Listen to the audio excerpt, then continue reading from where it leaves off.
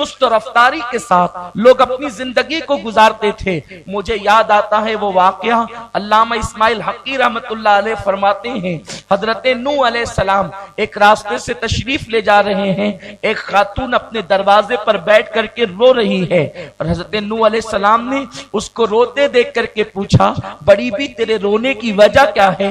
उसने कहा, हजरत मेरे 2 बेटों का इंतकाल हो गया, मेरे 2 बच्चे इंतकाल कर गए, उसकी वजह से रो रही हूं, उनकी जुदाई पर रो रही हूं।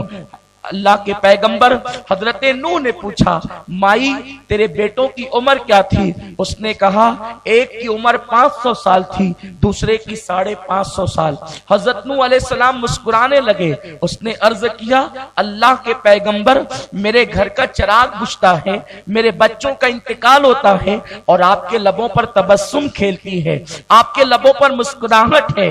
अल्लाह के नबी ने कहा, माई मैं तेरे बच्चों की मौत पर नहीं मुस्कुराता, मैं उम्मते मोहम्मदिया पर मुस्कुराता हूं कि तेरे बच्चे 500 और 550 साल की उम्र पर दुनिया से कूच कर गए, उसके बावजूद भी तू रो रही है। उम्मते मोहम्मदिया की तबई उम्र 60 और 70 साल की होगी और उसके बाद वो दुनिया से कूच कर जाएंगे।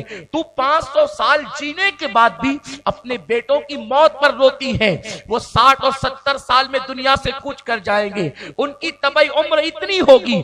उस औरत ने अपने बच्चों का गम भुलाकर फौरी तौर पर सवाल किया, फिर तो वो मकान भी नहीं बनाएंगे, इसलिए कि 60-70 साल में इंसान चलते फिरते जिंदगी गुजार देगा, जंगलों बियाबान में जिंदगी गुजार देगा, गारो गुफा में जिंदगी गुजार देगा।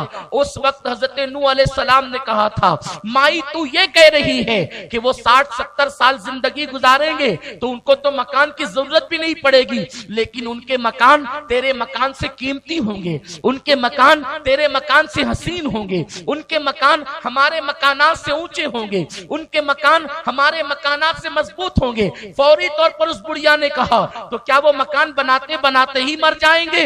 मकान में रहेंगे कब? इसलिए कि 60-70 साल तो मकान बनाने ही में गुजर जाएंगे, फिर वो मकान में रहेंगे कब? अल्लाह के पैगंबर ने मुस्कुरा करके कहा, माई बात ये है कि उनके पास अल्लाह तबारक व तआला ने ऐसी आसानियों का इंतजाम किया होगा कि वो सुबह से शाम तक मकान तामीर करेंगे, वो बहुत कलील मुद्दत में मकानात तामीर करेंगे।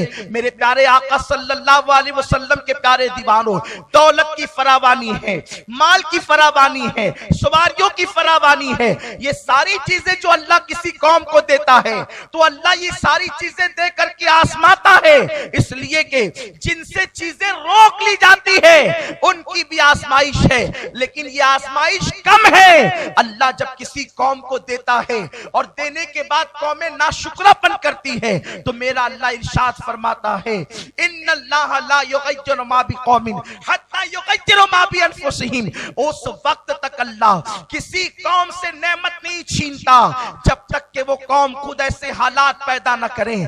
कुरान मुकद्दस के अंदर उन अक़वाम का तस्करा किया गया है, अल्लाह ने जिनको नेमतें अता की, रब ने जिनको मालो दौलत अता किया, मौला ने जिनको मकान अता किए, मौला ने जिनको आराइश के सामान अता किए, मौला ने जिनको जिंदगी गुजारने के लिए आसानियां फराहम फरमाई, उसके बाद उन कौमों ने रब को भुलाकर उसके कानून को पीठ के पीछे डाल करके अय्याशियों के ऐश कदे तामीर किए। उन लोगों ने रब की नाफरमानी की और अय्याशियों के अड्डों को आबाद किया तो मेरे अल्लाह ने उन कौमों को तबाह कर दिया, उन कौमों को बर्बाद कर दिया। क्या ख्याल है कौमे लूत के बारे में? कौमे लूत उस मुकाम पर जिंदगी गुजारती थी जैसे आजकल हमारे यहाँ कश्मीर है, महाबलेश्वर है, इस तरीके के जो हरे इलाके हैं, सरसब्ज शादाब इलाके हैं, इसी तरीके के इलाके अल्लाह ने कौमे लूत को भी अता फरमाए थे। लोग वहां पर सैरो तफरी के लिए जाते थे और जब वो वहां सैरो तफरी के लिए जाते तो चूंकि जब लोग सैरो सैर व तफरीह के लिए एक सयाह की हैसियत से जाते तो वहां माल खर्च किया करते थे। कौम लूत को अल्लाह ने मालदार कर दिया था, उनके पास बहुत दौलत की फरावानी थी, उनके पास मालो दौलत बहुत था।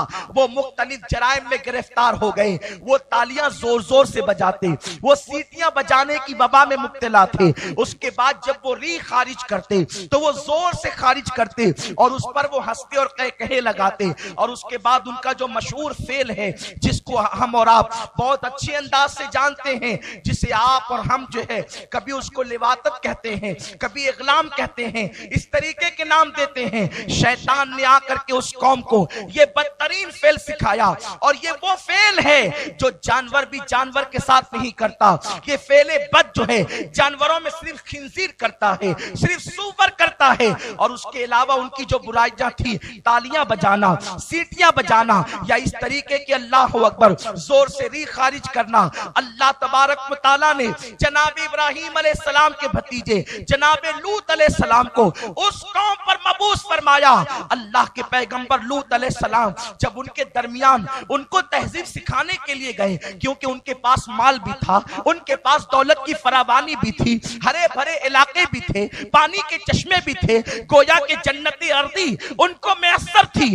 अल्लाह के पैगंबर ने उनको अल्लाह से डराया, दौलत की बुनियाद पर ऐश न करो, दौलत की बुनियाद पर अय्याशी न करो। जो मौला देने की कुव्वत रखता है वो छीनने की कुव्वत भी रखता है।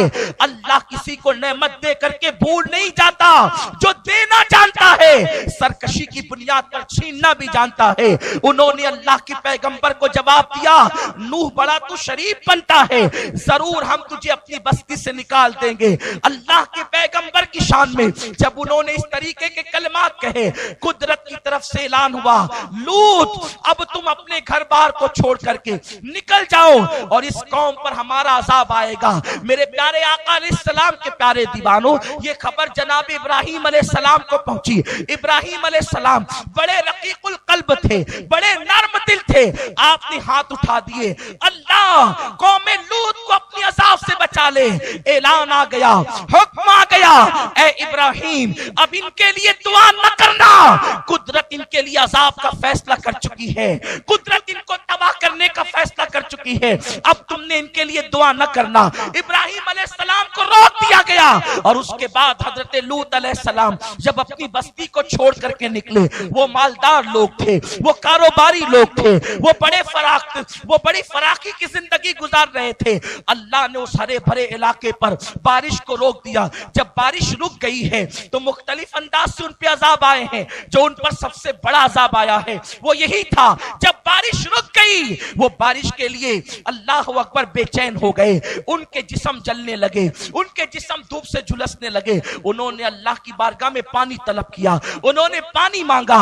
अल्लाह अकबर जब उन्होंने पानी के लिए दुआ की, जब उन्होंने बारिश के लिए दुआ की तो एक काला सा सियाह टुकड़ा जो है आ गया और उसमें से हवाएं चलने लगी। वो अपने मकानात से निकल कर उस सियाह टुकड़े के नीचे आकर के जमा हो गए, उस बादल के नीचे आकर के जमा हो गए और वो आपस में बातें करते थे, हम जो कर रहे हैं कुदरत उससे नाराज नहीं है। लूत तो हमें यूं ही डराता था, देखो अगर कुदरत हमसे नाराज होती तो हमारे मांगने पर ये बादल का टुकड़ा क्यों आता। हत्ता कि जब बादल के टुकड़े से ठंडी ठंडी हवाएं आने लगी और उनके जो जिस्म झुलस रहे थे उनको राहत मिलने लगी, वो एक दूसरे को आवाज दे देकर पुकारने लगे, वो उछलने कूदने लगे। अब उनको इंतजार था, ठंडी हवाओं के बाद बादल से रहमत की बारिश गिरेगी और रहमत की फुवार बरसेगी। लेकिन जैसे ही उन लोगों ने सबको जमा किया, उस बादल के टुकड़े से पत्थरों की बरसात होने लगी। हर पत्थर पर मुजरिम का नाम लिखा हुआ था और वो पत्थर सर पे गिरता और सर को चीरते हुए, जिस्म को चीरते हुए पाखाने के मकाम से बाहर हो जाता। इस तरीके से वो हलाक हुए। इतना ही वो हलाक न हुए, जब वो मर गए, जब वो तबाह हो गए तो जनाब जिब्रील को हुक्म हुआ, जिब्रील जाओ और जा करके उस जमीन को अपने परों पर उठाओ। जनाब जिब्रील ने उनको अपने परों पर उठाया, जमीन के उस टुकड़े को, रिवायतों में आता है कि जनाब जिब्रील अलैहिस्सलाम जब जमीन के उस खित्ते को जहां पे कौम लूत रहती थी, जब उनको उठाया तो उनके कुत्तों के भौंकने की आवाज आसमान वाले फरिश्तों ने सुनी, इतने ऊपर उठा कर ले गए और फिर उनको इसी तरीके से पलट दिया गया और हमेशा के लिए वो लोगों के लिए इबरत का मकाम बन गए। फातबिरु या उलिल अबसार, ए आंख वालों इबरत हासिल करो। दुनिया की किसी कभी गरीब कौम ने अय्याशी की तरफ कदम नहीं उठाए, दुनिया की किसी तंग दस्त कौम ने कभी बुराइयों की तरफ कदम नहीं उठाया। अक्सर लोगों को जब फरावानी हुई, जब लोगों को माल मिला, जब लोगों को दौलत मिली, जब लोगों के लिए आसानियां हुई तो लोगों के कदम गुनाहों की तरफ बढ़े और जब लोगों के कदम गुनाहों की तरफ बढ़े तो उस कौम को हलाक कर दिया गया, उस कौम को तबाह कर दिया गया। इसी तरह कौम शुएब को देख लें, इसी तरह हजरत सालेह की कौम को देख लें, ये बड़ी दास्तान है। मैं उसकी तरफ जाना नहीं चाहता, एक मिसाल देकर के मैं तुम्हें बताना चाहता हूं।